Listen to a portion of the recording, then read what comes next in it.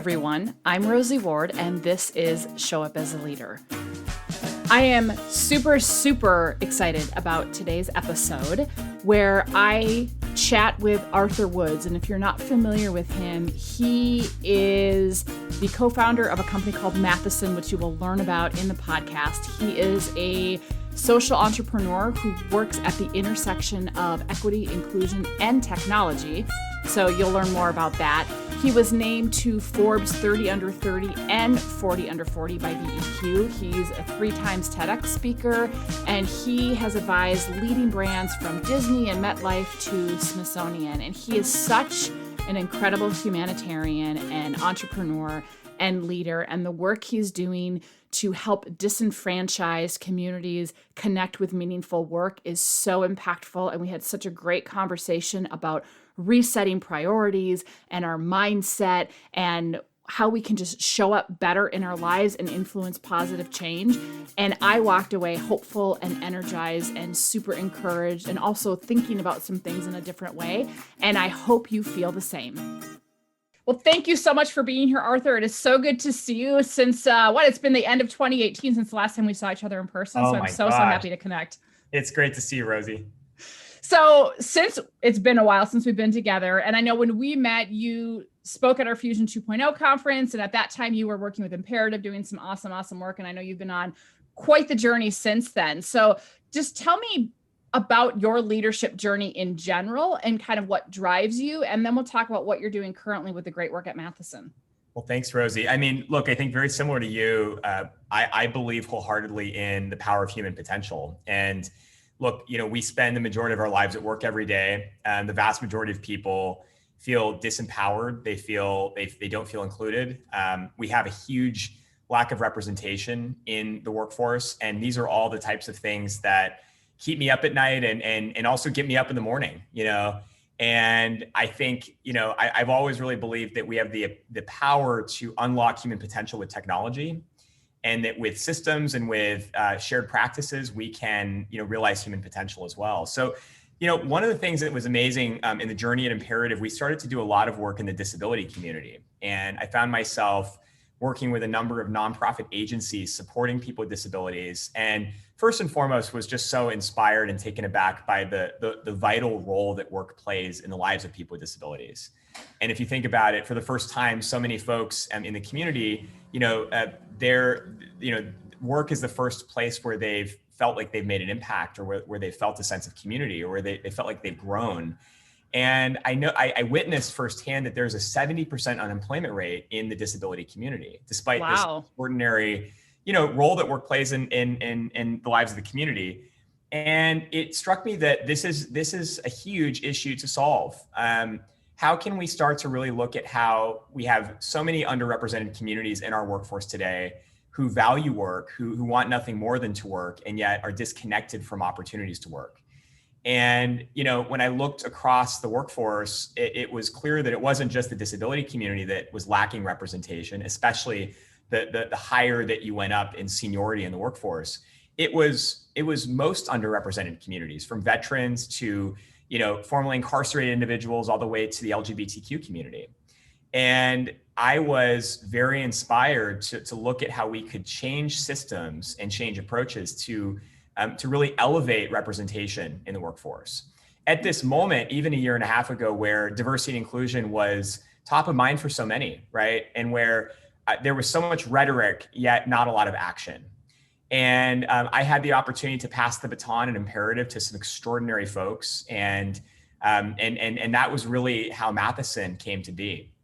I love that. Well, and what I love so much about everything you've done, and we'll talk more about specifically what you're doing at Matheson, is you think about when we talk about having a human workforce, we can't have a truly human workforce if people don't have an opportunity, like you said, if they can't belong, if they don't even have a chance. And so we, in our book, Rehumanizing the Workplace, we talk about that and talk about even like our language, about like ableist language that we don't even think about. And it just so how, it's not just about, can someone in a wheelchair get through? It's what about people who, like my business partner, John, at the Fusion 2.0 conference, he realized that for him, because he has MS and it's a hard time walking, like that was a lot of walking, and we didn't have enough benches where he could stop and sit. I mean, just like, and there's so many other ways that people can be limited or disadvantaged in a variety of ways. And so I so appreciate that, because I think in today's day and age where DEI is top of mind, again, because of George Floyd and Breonna Taylor's murder and the whole global social justice crisis, even though this has been going on for centuries, right. It's now companies are realizing, wow, like maybe it was a check the box and we need to invest in it more wholly. And it goes far beyond race. And so I love how inclusive you're being and how broadly you're thinking about this, because there's human issues of how do we help people shift their mindset and interact differently. But to your point, there's systems. And if our system gets in the way, we're not going to get very far. And so I love that you're taking such a different approach. So with that, tell me then more about what you are specifically doing at Matheson. So to your point, we have to take a systems focused approach. And it really, this question really caused me to step back and ask myself, what is my theory of change around this work? Why is it that in the last decade, we've talked about the need for greater representation, yet we haven't seen it really shift? And the reason is that, I believe there's a Venn diagram of three things that have to change. The first is we have to connect communities. We have to get outside of our concentric circles and reach into communities we're not normally in. It's amazing how homogenous our recruitment efforts are when we are indeed just going to the communities we're part of. So there was an access issue. We needed to make that connection. The second piece was, even when reaching new communities and actually successfully, sourcing underrepresented candidates, there was an issue with systems. When we send those candidates through talent processes that are riddled with bias, that are inaccessible, that don't represent the most progressive and inclusive policies, those candidates don't actually successfully advance.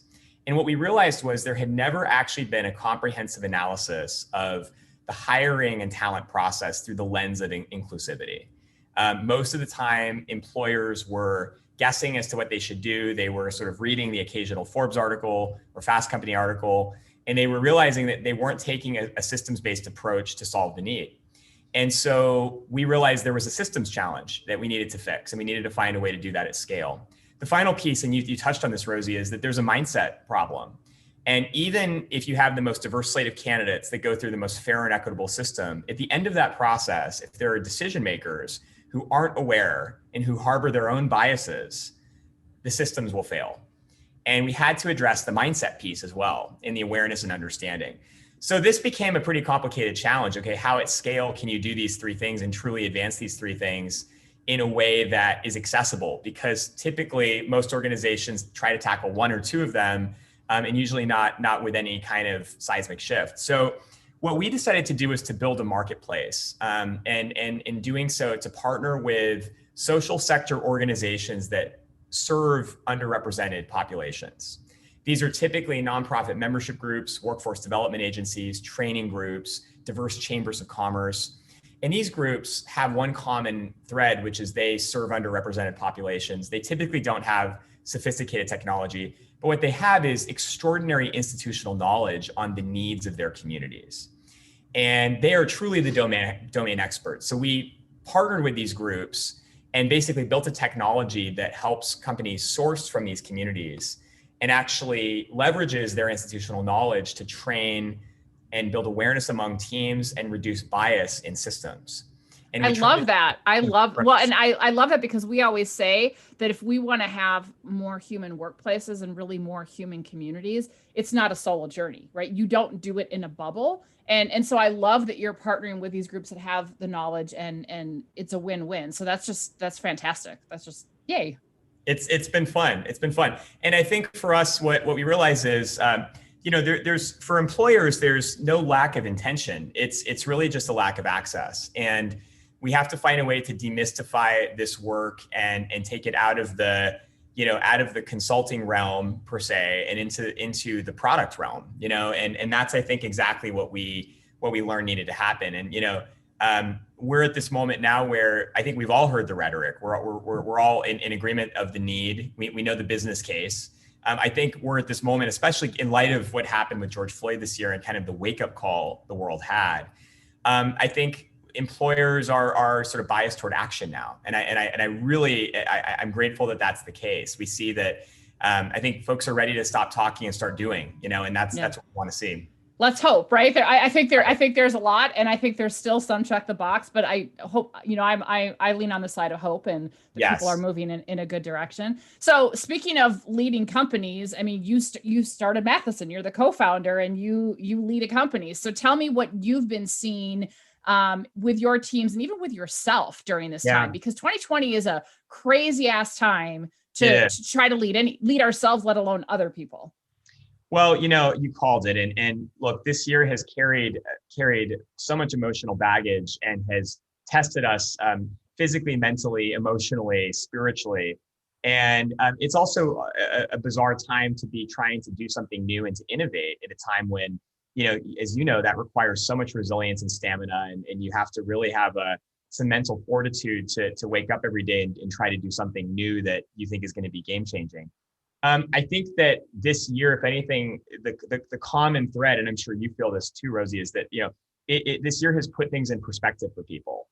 I think, COVID has very much taught us the power of community and how important it is for us to be connected and to support each other.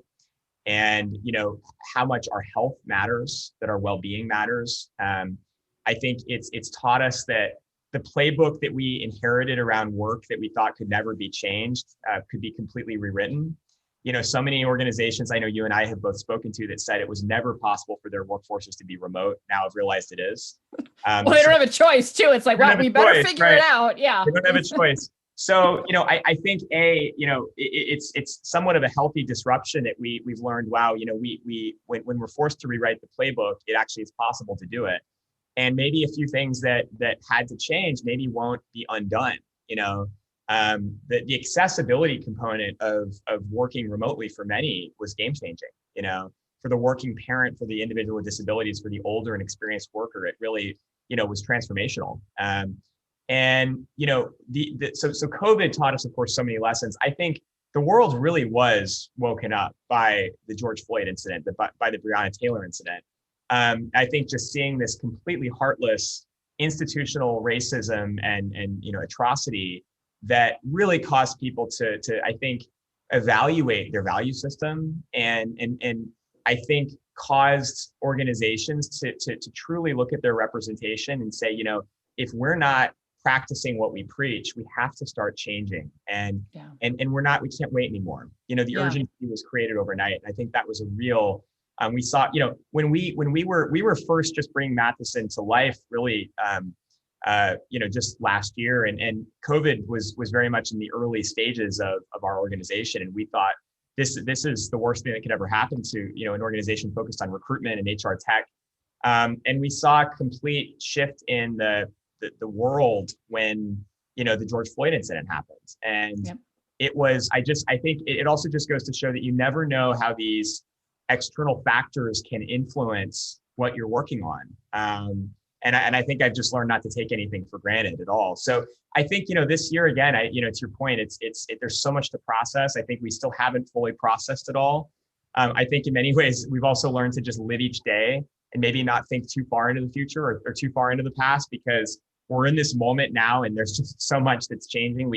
All we can really do is evaluate what's in front of us, right?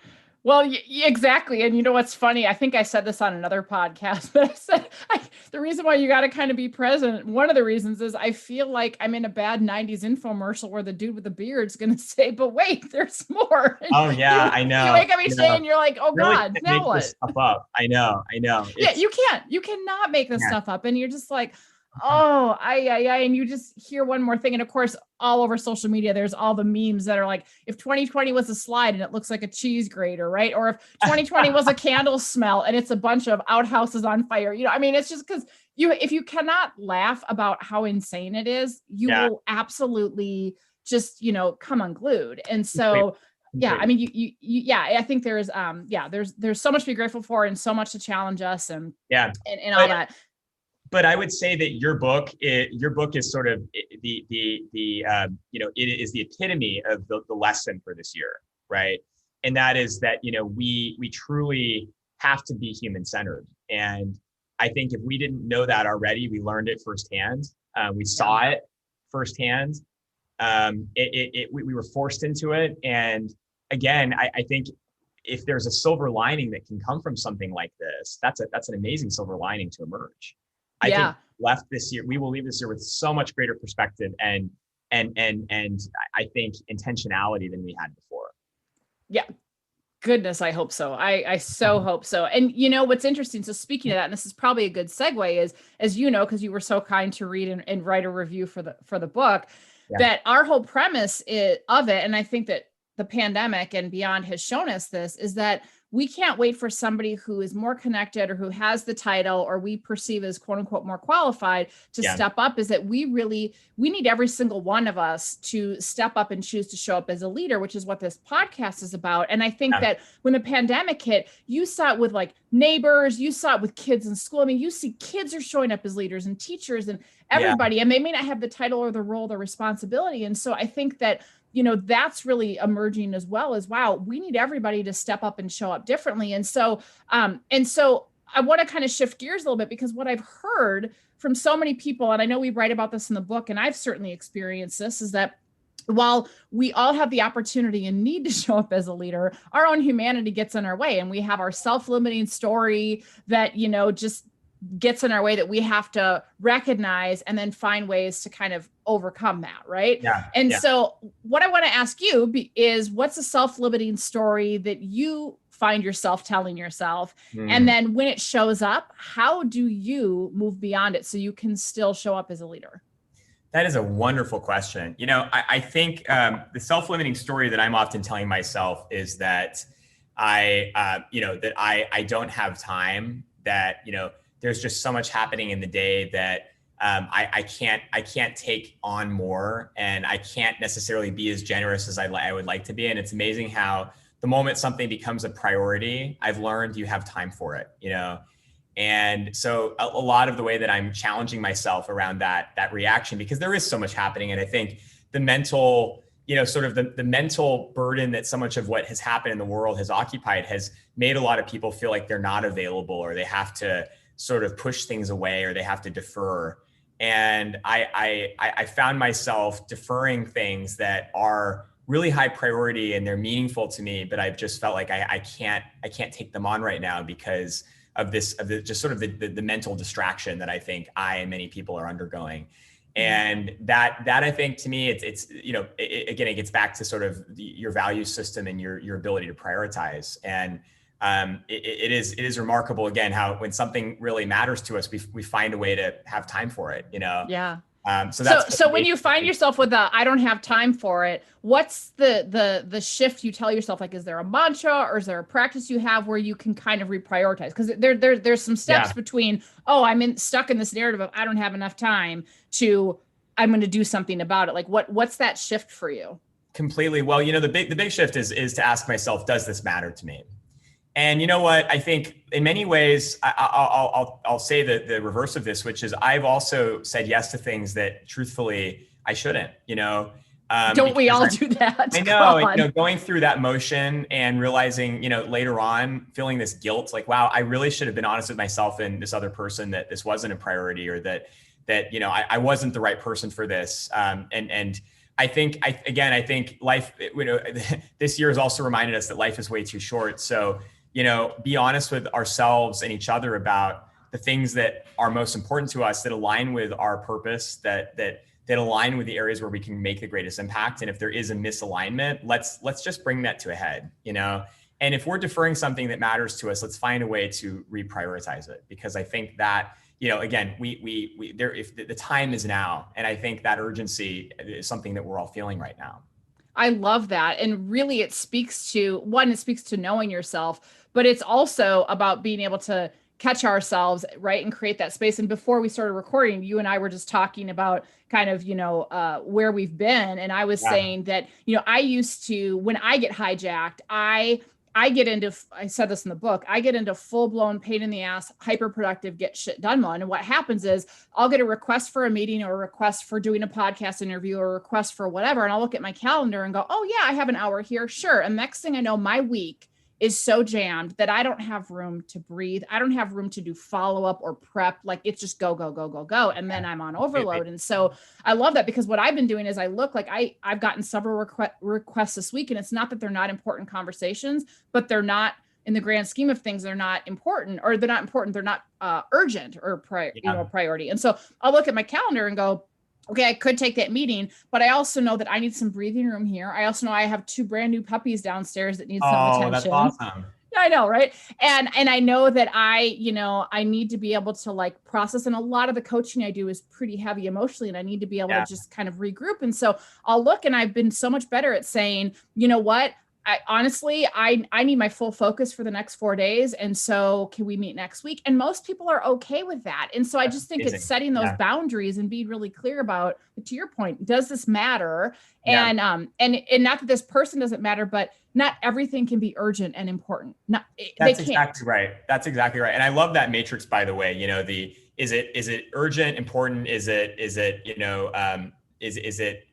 important or not, right? Urgent and important. And, do you do it today or do you defer it? And I think that, you start to look at that matrix and you realize, wow, there's so much that I put in this urgent and important category that doesn't truly deserve to be there. Right. Right. Like it might be urgent, but it's not important, or it might be important, but it's not urgent. And then you can kind of, That's right. Love that. And, the other thing I think that really, that sort of backs up to this, that I was speaking to a group of students yesterday about the fact that I think we've really learned this year that there are different types of wealth, and we always sort of immediately go to financial wealth. But when we start to think about our, natural capital, spiritual capital, social capital, our wisdom capital, and this year has, I think, put into perspective for many the fact that optimizing a life purely around financial wealth while recognizing that we've been deficient in these other areas, life is way too short to be acting that way. Yeah. And I think we're going to see, and I think we already have witnessed, many individuals making pretty big changes to their life and to their careers recently, and I think in the next year, because of this huge realization that, wow, I haven't actually prioritized these types of wealth in my life. And I may have been only focused on one, and I've built my entire existence around it. So how do I now reevaluate my choices if I have a better sense of what truly matters to me? And I think that's amazing. It's an amazing thing to go through. It's, I think, an amazing kind of mental exercise for us all to walk through. Well, absolutely. And there's so much about that I love. And one thing that stood out to me as you were talking is one of my earlier episodes, I was fortunate enough to interview Lynn Twist along with Alexander McCoben. And Lynn Twist talks about kind of the different ways that we view wealth, right? And looking at indigenous populations and others, and they don't know anything about, they don't have the definition of money or wealth that we have. And even people who, to your point, if they've wrapped their entire existence, for example, around work, and that's their source of wealth, whether it's about making money or about the product or about their identities from what they do, right? And then they realize, oh my gosh, I have nannies raising my kids, or, and you just start to have these wake up calls, and you see people who, maybe were C-suite in companies that are saying, screw this, or you see people that are doing career shifts. And I do really think that one of the silver linings of 2020 is that people are waking up and starting to take greater inventory of what matters to them. Yes. And not that it can be an overnight thing, but when you get that clarity of purpose, we call that kind of building the lighthouse. When you get that clarity of purpose, it cuts through that fog, and it helps you go, okay, like, does this matter? Can I say no to this? What have I been lacking in my life? And it allows you to just be intentional to create your own journey versus being subject to whatever the journey, whatever's been thrown on the path for you, if that makes any sense. That is so true. That's so true. And I couldn't agree with that more, that this year has caused people to wake up and ask the question, what matters to me? And I think it also has given people kind of the urgency to say, I need to make a change, because I just witnessed this year that people I know have actually died, and life isn't infinite, and our health matters, and our community matters, and all of these things that, I'm now feeling like I'm without. I need to have, all of these types of wealth that I've been missing, that I haven't been taking stock of all this time. So I completely agree with that. The other thing I think is that what a perfect time to innovate.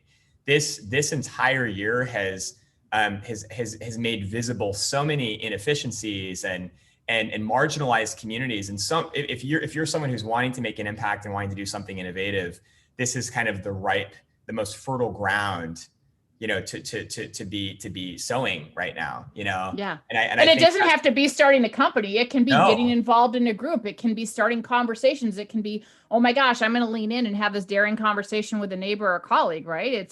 Starting to learn more about some of these, groups or events or opportunities around me. Completely. I think that's such a good point that, the way that we express that innovation does not necessarily only have to be through, a startup, right? I think we can, as social agents can let that innovation manifest in so many unique ways that could be within a company or even just, casually in our connections with others, right? So yeah, for sure. And so this is a great segue into the other question I like to ask all my guests, and it's kind of a twofold. So we obviously define leadership as it's maximizing our positive impact on the world by becoming our best, fully authentic selves, right? And then supporting those around us to break past barriers and step into their greatness, which is you do that every day. And so what I would love for you to share is what's one impactful way that you are showing up as a leader, both at work and in your personal life these days? That is a wonderful question. One impactful way that I'm trying to show up as a leader, I think the big thing, honestly, Rosie, is just leading from a position of generosity. I think there's, we're in the recruitment space that is surprisingly so transactional, despite what actually is happening, every day, which is individuals are joining a new community, right? And there's such a beautiful thing that's happening there. And yet somehow this entire space that we occupy, and in many cases, you could say this about the broader HR space, is, it's surprisingly transactional and commoditized, and we've managed to sort of see people as widgets.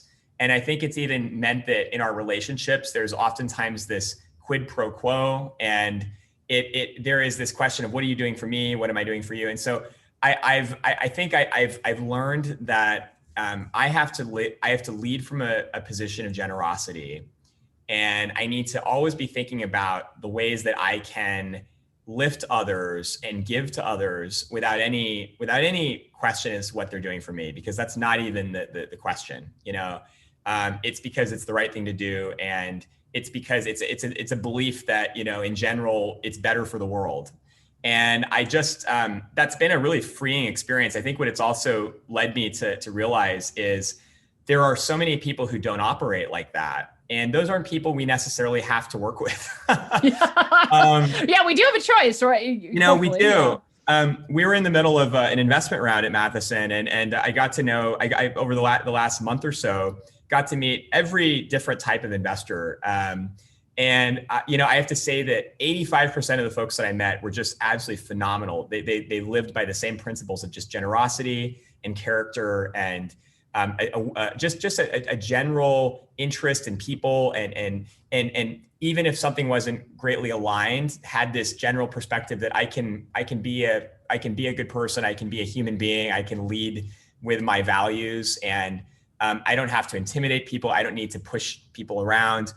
But it also became really clear to folks that didn't sort of take that perspective. And it really reminded me that, by living in this way, by being generous and treating others in a way that, that not only you want to be treated, but in a way that they want to be treated, which I've kind of reframed that saying, and, don't treat others the way you want to be treated, treat others the way they want to be treated, Yeah. And this is, we're working in so many populations as well, where we have communities that have been historically so disenfranchised. They face systemic racism, they face systemic marginalization. They haven't been empowered to be themselves. And so it's been, I think it's been even more important in this line of work to lead from a very empowering, generous, and inclusive mindset. And I just think that brings out the best in everyone. And I think it's a daily journey, and there are days, of course, where you wake up without a lot of energy and you just kind of want to go, be in your own swim lane. But I just find that mindset has been so freeing, and it's actually created opportunities. It really has sort of transformed just kind of the magnetic ability to connect to others and find meaningful ways to work with others. That's awesome. That's awesome. I love it. I just love everything about that. And I know that you're going to be making a huge impact on all of these disenfranchised communities and the businesses that you're helping them connect to, right? And it's just, I'm so excited for the work you're doing, and yay, go. Oh, thank you. Well, you too. Thank you. Thank you. Likewise. I love it. Mutual admiration. And it's also helpful because as I think about clients who, could be a fit, right? I mean, there's always like, hey, you should be talking to Arthur. So, well, same. I mean, that's really going in both directions. So your book is the calling card. I love it. Well, thank you for that. So this is kind of the rapid fire part of the podcast, if you will, that I like to ask all of my guests to show their human side. And so just kind of first thought that comes to mind, are you ready to play? Yeah, let's do it. Okay. Fantastic. I love it. First one, fill in the blank. Living authentically is? Easy. Nice. I like it. We were kind of talking about this, but when the world is presenting an opening, but you don't feel like showing up as a leader, what do you do? Show up and listen, show up and observe and figure out the way that you plug in. Because I think even just observing and listening is a really powerful first step. That is. That's fantastic. When's the last time you were courageous and how did you show up? The last time I was courageous, I defended a colleague to a client who was being a bit aggressive and antagonistic, and had to kind of step in and in fact had to kind of draw the line and to really sort of represent that our team's well-being is more important than maybe some short-term financial gains by appeasing really bad behavior. And I think that was a character building moment, Absolutely. That's fantastic. I mean, how many people, I bet that was huge for your colleague, and how many people wouldn't do that because they have that scarcity mindset about money or whatever, but it's like, right. not worth it. So right. That's fantastic. What's something people would be surprised to know about you? Surprised to know about me. I grew up as an evangelical Christian, and came out in the LGBTQ community halfway through college. So there's a much longer story there, but have had a really kind of interesting spiritual journey, going from, again, sort of just very, very different communities and also finding kind of my spiritual way.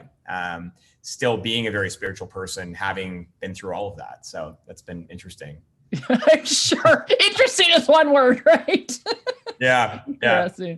All right. So now we're going to kind of get to the fun ones. So this one is one that I actually like to use as an icebreaker for people. And it's been really fun to ask my guests. So I call this the 4 C's. So if reality and money were no object, so we're not in the middle of a pandemic, there's nothing holding you back. The first C is, what car would you want to have? Okay. The second is, what country would you want to visit? The third C is, what cuisine would you want to eat? And it does not have to be related to that country. And so calories and anything don't count. And then the fourth C is, what celebrity, living or dead, would you want to eat that cuisine with? So we'll start with car. Wow. Okay. Yeah. This is great. Okay. So car, I would have to say a Tesla. They seem super cool. Me too. That's the one that I said. Yep. The self-driving car is a great idea because I'm not a great driver. So that would be, that's very appealing. Country. I love Japan. I think it's just such an amazing place. And Kyoto especially is like one of my all-time favorite cities. Celebrity, I am, so Matheson is named after Alan Turing. It was his middle name, Alan Matheson Turing. He cracked the Enigma code in World War II. I would love to have lunch with him. Gotcha. And what would you have in that lunch? What's the cuisine? We would do pizza. That's great cuisine. I'm sure he would love it. What do you have a favorite topping or a favorite way your pizza is made? I'm usually simple, and I'm pepperoni. Yeah. So I keep it simple. Keep it simple. I love it. That's awesome. What is your favorite go-to movie? My favorite go-to movie is Devil Wears Prada. I've watched that movie literally probably 100 times, and it Miranda. Never, yeah, that's right. I love it. Your go-to song. My go-to song, Brown